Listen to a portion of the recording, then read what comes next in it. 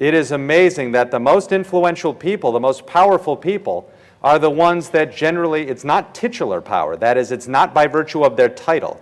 It's because they are seen as sources of information. There was a wonderful study done taking a look at sports teams. And on most sports teams, we pick the captain of the team by picking the best athletes, especially like high school sports.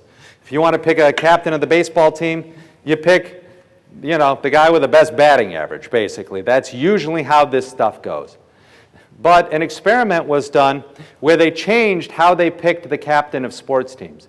And instead of picking the person who is the best athlete, they picked the person that if you asked the question, who would you turn to if you needed advice?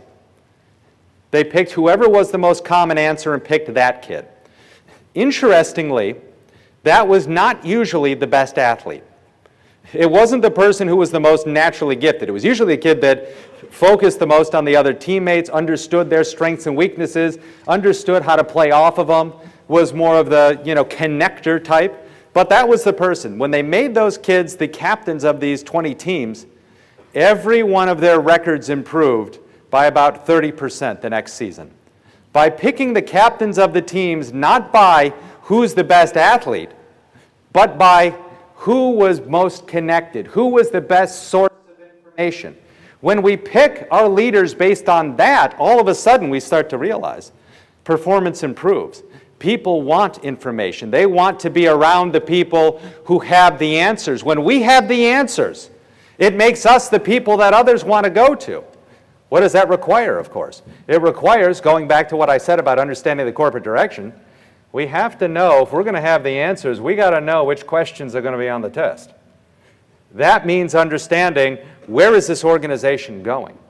We have to understand that. Once we understand that, we can set goals to make sure that we personally are developing the skills to get those answers to those questions.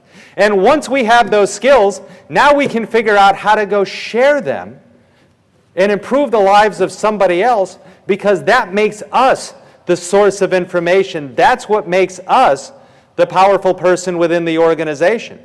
And I don't mean this power in a Machiavellian sense. I mean power to have a positive influence in the lives of others.